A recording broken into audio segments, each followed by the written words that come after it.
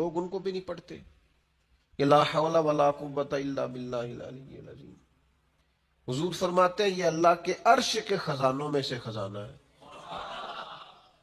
بخاری مسلم میں حدیث ہے، فرمایا دو کلمے ایسے ہیں زبان سے کہنے آسان ہے، میزان میں جب تلیں گے تو وزن بہت زیادہ ہوگا. اور حبیبتان الی الرحمن، فرمایا یہ دونوں کلمے تمہارے رب کے محبوب ہیں، اللہ کو پیارے ہیں. یا رسول اللہ کون سے؟ فرمایا سبحان اللہ و بحمدہ سبحان اللہ العظیم. کتنی اللہ کے محبوب نے ان دو کلمات کی فضیلت بیان کی.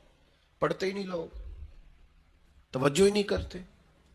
سورہ حشر کی آخری 3 آیات نبی پاک علیہ السلام نے فرمایا تم صبح پڑھو شام تک 70,000 فرشتے تمہاری بخشش کی دعا کریں گے.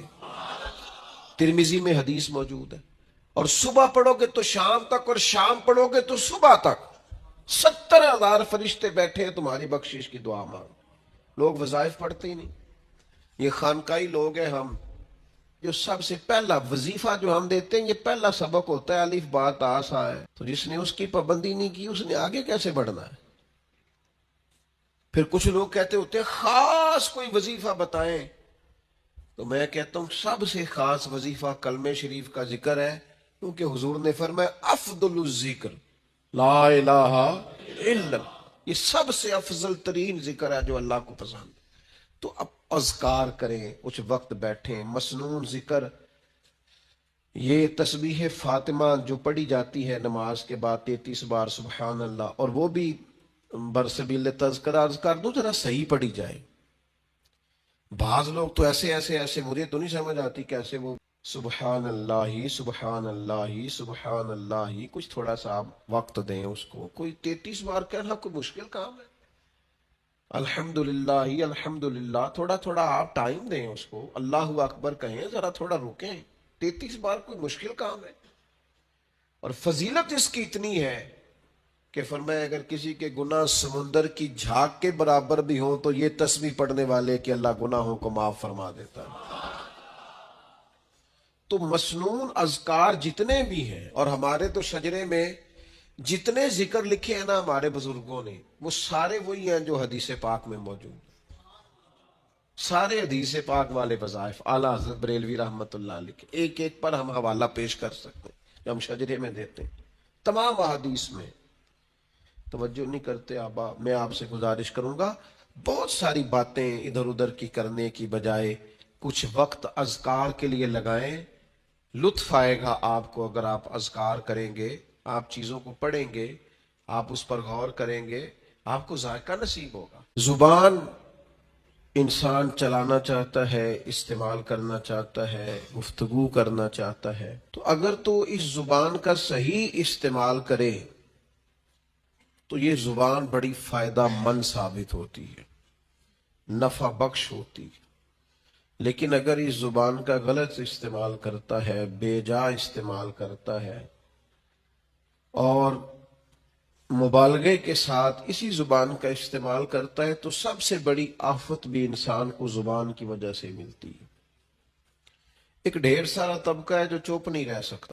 یعنی اگر وہ تھوڑی دیر چپ کر کے بیٹھیں تو آپ یہ سمجھ لیں کہ وہ بیٹھے نہیں ہوئے، سوئے ہوئے. وہ یا سو جائیں گے یا بولیں گے. ان کے چپ رہنے کی اللہ ماشاءاللہ صرف اتنا سبب ہوتا ہے کہ اب جناب آرام میں. بہت گفتگو لوگ کرنا چاہتے ہیں، بہت بات کرنا چاہتے ہیں. اس کا طریقہ بتایا نا اسلام نے، کرو بات، ہر وقت کرو، لیکن ادھر ادھر کی نہ کرو، اللہ رسول کا ذکر کرو. بولتے رہیں ہر وقت، بے شک کریں آپ ذکر، پر کریں ذکر الہی. دنیا داری کی باتیں دل سخت کر دیتی ہیں. جب آپ دنیا داری کی گفتگو کرتے ہیں تو جھوٹ سرزد ہوتا ہے، اس کے نتائج بڑے خوفناک برآمد ہوتے ہیں. تو ہمیں خوبصورت طریقہ بتایا اللہ تعالیٰ نے قرآن مجید میں کہ یا ایھا الذین آمنوا اذکروا اللہ ذکرا کثیرا. اے ایمان والو تم اپنے رب کا ذکر کرو کثرت کے ساتھ. کتنا کرو اور اس کی حد کتنی ہو؟ فرمایا وَسَبِّحُوهُ بُكْرَةً وَأَصِيلًا. صبح و شام بس اسی کی پاکی کا بیان کرو. صبح ہو، شامیں ہو، راتیں ہو، دوپہر ہو، سپہر ہو، تم اسی کی یاد میں اپنے آپ کو لگائے رکھو. کثرت کے ساتھ اگر کوئی تم نے کام کرنا ہے تو اللہ کی یاد ہے، اس کے نتائج برآمد ہوتے ہیں. انسان قلبی اطمینان محسوس کرتا. دانشور کہتے ہیں کہ بہت زیادہ باتیں کرنے والا آدمی، بہت زیادہ باتیں کرنے والا خود بھول جاتا ہے کہ بھلا میں نے پہلے اس شخص سے کیا کہا تھا. بہت زیادہ باتیں کرنے والے آدمی کا حافظہ کمزور پڑنے لگتا ہے. بہت زیادہ گفتگو کرنے والا آدمی اعصابی طور پر تھک جاتا ہے، تھکاوٹ اسے ہونے لگتی.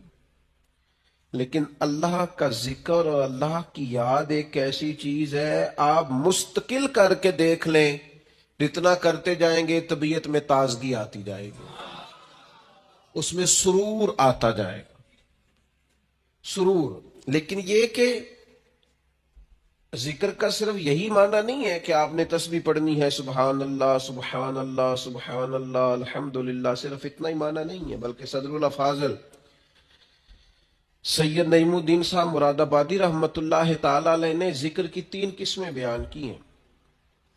فرماتے ہیں ایک ذکر ہے ذکر لسانی، کہ تم اپنی زبان سے اللہ کو یاد کرو. یہ ذکر لسانی ہے کہ تم نے زبان سے اس کی تسبیح پڑھی، تحمید پڑھی، تکبیر کہی، مختلف اوراد و وظائف پڑھے، تلاوت قرآن مجید کی، پھر دعائیں پڑھی، سونے کی دعا، اٹھنے کی دعا، کھانا کھانے سے قبل دعا، کھانے کی تکمیل پر دعا، سیڑھیاں چڑھتے وقت اللہ اکبر کہا، نیچے اترتے وقت سبحان اللہ کہا، پانی پیتے وقت بھی تم نے بسم اللہ شریف پڑھی، کوئی بھی خیر کا کام کرتے وقت تم نے اللہ کا ذکر کیا، تو یہ ذکر لسانی ہے، یعنی زبان سے ذکر. دوسری قسم ذکر قلبی کی ہے، تمہارا دل ذاکر ہو جائے. یعنی وہ جو ذکر قلبی ہے نا، اس میں شکر بھی شامل ہے.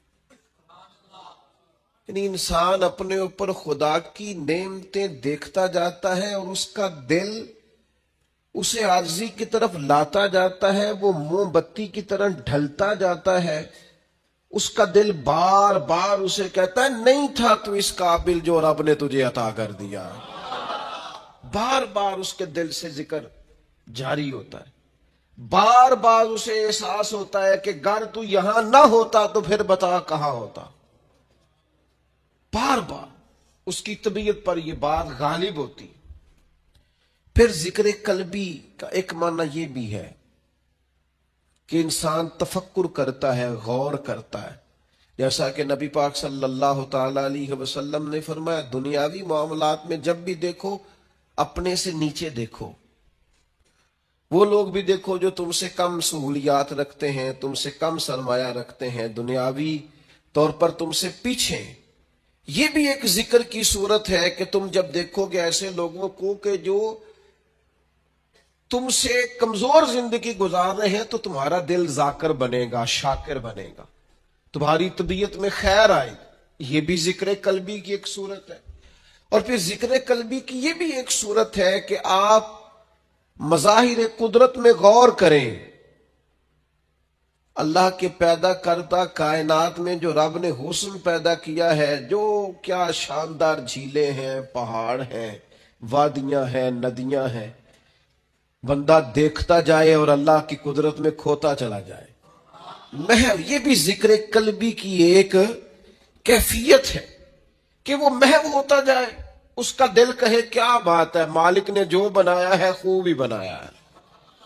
محو ہوتا جائے، قرآن مجید کی آیات میں غور کرے، اس کے نئے سے نئے مفاہیم پر توجہ کرے، نیا سے نیا ذائقہ اسے نصیب ہو. یہ ذکر قلبی کی کیفیات ہے. پھر وہ مراقبہ کرے، وہ دیکھے کہ یار کتنے میرے جرم ایسے تھے، کتنی میری خطائیں ایسی تھیں جن پر پکڑ ہو سکتی، لیکن وہ کتنا مہربان ہے، اس نے درگزر بھی کیا، پردہ بھی رکھا، رحمت بھی فرمائی. ایک گناہ میرا ماں پیو ویکھے تو دیوے دیس نکالا تے لکھ گنا میرا مولا ویکھے پردے پاون والا. یہ بھی ذکر قلبی کی ایک کیفیت ہے، یہ بھی ایک صورت ہے اس کی. تو یاد رکھ لیے گا اور اس کو سمجھ لیجیے گا کہ ذکر ایک تو ذکر لسانی ہے، پھر ذکر قلبی ہے کہ آپ کا دل ذاکر ہو جائے. اور صوفیاء کہتے ہیں کہ یہ جو ذکر خفی ہم کراتے ہیں نا، کہ تھوڑا سا گردن جھکا کے دل پر توجہ کرو، یہ دھڑک نہیں رہا، یہ تو اللہ اللہ اللہ اللہ کر رہا ہے. اس پر غور تو کرو، یہ ہے تمہارے پاس پر یاد کسی اور کو کرتا ہے. یہ سینے میں تمہارے دھڑکتا ہے پر نام کسی اور کا لیتا ہے. یہ دل جو ہے نا، یہ اگر ذاکر ہو جائے اور یہ اللہ کی یاد میں لگ جائے اور احساس پکا ہو جائے کہ دل دھڑک رہا ہے تو اللہ اللہ کر رہا ہے، تو پھر تو لوگ سوئے بھی ہوتے ہیں تو ان کا دل اللہ کی یاد میں مصروف ہوتا ہے. حضرت سلطان صاحب رحمت اللہ علیہ فرماتے ہیں، جو دم غافل سوئی دم کافر، سانو مرشد ہو پڑھایا ہو، نفی اسبات دا پانی ملیا تے ہر رگے ہر. یہ نفی اسبات کیا ہے؟ لا الہ نفی ہے، اللہ کے سوا کوئی معبود، یہ نفی ہے. الا اللہ اسبات ہے کہ اللہ ہے. لا الہ اللہ کے سوا کوئی، یہ نفی ہے. الا اللہ اسبات ہے. تو کہتے ہیں کہ نفی اسبات دا پانی ملیا، یعنی لا الہ الا اللہ کی ضربیں لگائیں تے ہر رگے ہر جائی ہو، پھر اندر بوٹی مشک مچایا، میری جان پھلاں تے آئی ہو. پھلاں تے یعنی اب میرا وجود اتنا ہلکا پھلکا ہو گیا ذکر کرتے کرتے کہ پھولوں کی طرح ہو گیا. نفی اسبات دا پانی ملیا تے ہر رگے ہر جائی ہو تے اندر بوٹی مشک مچایا، جاں پھلاں تے. تو پھر کہتے ہیں مجھے پھر یاد آیا کہ میں تو یہاں آ ہی نہیں سکتا تھا، چھوڑ کون گیا ہے؟ یہ ذکر میں مجھے لگایا کس نے ہے؟ یہ میری توجہ کس نے کرائی ہے؟ کہتے ہیں جب میں پوری طرح پھول بن گیا تو پھر مجھے وہ موسن یاد آیا جس کی برکت سے میں یہاں آیا تھا. پھر بول کے کہنے لگے، جیوے مرشد کامل باہو جس اے بوٹی لائی ہے، وہ جیتا رہے، اللہ تعالیٰ اس کو آباد رکھے.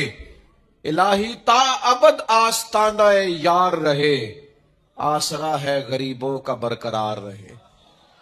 پھر دعائیں نکلنے لگ گئی، جیوے مرشد کامل باہو جس اے بوٹی لائی. تو ذکر قلبی. پھر تیسری قسم ہے ذکر بالجوارح، اعضاء کے ساتھ ذکر کرنا، یعنی اپنے وجود کو اطاعت الہی میں لگانا. جو کام اللہ کی نافرمانی کے ہیں وہ چھوڑ دینا، جو فرما برداری کے ہیں وہ کرنا. یہ بھی ذکر کی ایک قسم ہے کہ آپ اللہ یعنی رزق حلال کمانے پہ آپ لگے ہوئے ہیں، حرام سے بچ رہے ہیں، تو یہ جو آپ حلال اور طیب کمانے پہ لگے ہیں یہ بھی آپ اللہ کی یاد میں لگے ہوئے ہیں. اس پر حدیث میں دلیل بھی موجود ہے کہ نبی کریم صلی اللہ تعالی علیہ وسلم نے فرمایا، جو انسان رزق حلال کی تلاش میں ہے وہ بھی راہ خدا میں.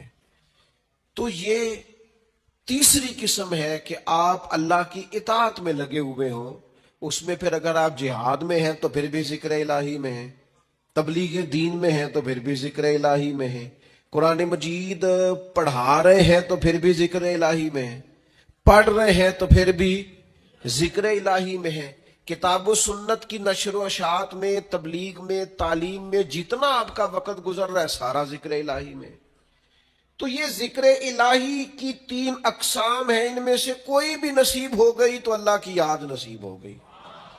بڑے نتیجے ہیں ذکر کے، حدیث پاک میں بڑے نتیجے ہیں. حضور نے فرمایا فرشتے ڈھونڈتے پھرتے ہیں ذکر کی مجلس، فرشتے ڈھونڈتے پھرتے ہیں، تلاش کرتے پھرتے ہیں. فرشتے کیا؟ کریم فرماتے ہیں ذکر کی مجلسیں ڈھونڈتے، پھر وہ جہاں مل جاتی ہیں وہاں بیٹھ جاتے ہیں. کون؟ تو بیٹھ جاتے ہیں ذکر کی مجلس میں، پھر وہ لوٹ کے جاتے ہیں. پھر مالک پوچھتا ہے کہاں سے آئے ہو؟ حضور خود فرماتے ہیں، یہ بات بیان کر کے کریم خود فرماتے ہیں اگرچہ اللہ جانتا ہے، اسے پتا ہے کہاں سے آئے، کہاں سے آئے ہو۔ عرض کرتے ہیں مالک کچھ لوگ تیری یاد میں بیٹھے تھے، ہم بھی ان کے پاس بیٹھ گئے۔ چلیں، اتنا بڑا میں درویش نہیں ہوں، اتنا بڑا فقیر نہیں ہوں کہ میں کو دعویٰ کروں، پر چلو ہلکی سی بات کرنے کا تو میں حق رکھتا ہوں۔ ذکر الہی والے درویش وہ ہوتے ہیں جو فرشتوں کو بھی مست کر دیتے ہیں، مست کر دیتے ہیں۔ ہاں، تر دامنی پہ شیخ ہماری نہ جائیے، دامن نہ چھوڑ دے تو فرشتے وضو کریں۔ ہاں ہاں، کہاں سے آئے ہو مالک؟ وہ یاد الہی میں بیٹھے تھے، ہم بھی وہاں بیٹھ گئے۔ پھر کریم پوچھتا ہے، یہ ذرا انداز تو دیکھو، یہ بخاری مسلم کی حدیث۔ اللہ فرماتا ہے وہ کیا کہتے تھے؟ تیری میری باتیں وہاں ہو رہی ہیں، کیا کہتے تھے؟ مالک ڈر رہے تھے دوزخ سے، تیرے عذاب سے ڈرتے تھے۔ فرمایا انہوں نے دوزخ دیکھی ہے؟ یا اللہ نہیں۔ فرمایا دیکھ لیتے اور ڈرتے؟ تو رب فرماتے فرشتوں پھر گواہ ہو جاؤ، میں نے سب کو دوزخ سے آزاد کر دیا، وہ جتنے اس مجلس میں تھے سب کو میں نے آزاد کر دیا۔ تو پھر اللہ فرماتے وہ مانگتے کیا تھے؟ پھر بولے اقبال، پھر بولے اقبال، خود ہی کو کر بلند اتنا، کیا مانگتے تھے؟ کہا تیرے فضل کے سوالی تھے، چاہتے تھے کہ جس جنت کی بشارتیں کتاب و سنت میں ہیں وہ انہیں ملے۔ تو اللہ فرماتا ہے پھر تم گواہ ہو جاؤ نا، میں نے دے دی ہے انہیں جنت، ان کی ہو گئی۔ فرشتے، مجھے ایسے لگتا ہے کہ گویا فرشتوں کو بھی ان سے پیار ہو گیا ہے، وہ ذکر والوں سے پیار ہو گیا ہے۔ تو فرشتے نے بات اور ایک اور بات کر دی، کہنے لگے مالک کچھ بندے ویسے بھی آئے تھے، ذکر کے لیے نہیں آئے تھے، ان کی کم ساڑے ہوتے کسی نل کوئی، کچھ ویسے بھی آئے تھے، وہ فی نفس ہی ذکر کے لیے تو نہیں آئے، ویسے ہی آ گئے۔ اللہ کریم فرماتے ہیں گواہ ہو جاؤ میں نے انہیں بھی جنت عطا کر دی۔ اور حدیث کے لفظ یہ ہیں کہ اہل ذکر کے پاس بیٹھنے والا بندہ بھی کبھی شکی نہیں رہتا، بدبخت نہیں رہتا، اللہ اسے بھی نیک بخت بنا دیا کر۔ اور ذکر الہی کا جو سب سے بڑا مرتبہ میں سمجھاؤں وہ قرآن مجید کی یہ آیت ہے، فَاذْكُرُونِي أَذْكُرْ۔ کیا یہ بڑی عبادات اور بھی ہے، پر خدا کو یاد کرنے کا یہ ذائقہ اور جو اجر اس کا اللہ نے بیان کیا ہے۔ وہ یار میرا تو ذکر کبھی مجھے، خدا کی قسم، میں نے کبھی قسم بڑی کم اٹھا، تو خدا کی قسم کبھی مجھے پتہ چل جائے نا میرے پیر نے کہیں بیٹھ کے میرا ذکر کیا ہے، میں تو صدقے ہو مر جاؤں لوگوں پہ جو مجھے آ کے بتائیں اس نے میرا نام لیا، انہوں نے آج بات کی ہے۔ اس پتے سے ڈھونڈنا قاصد میرے محبوب کو، کالی زلف تے آنکھ مستانی ہے۔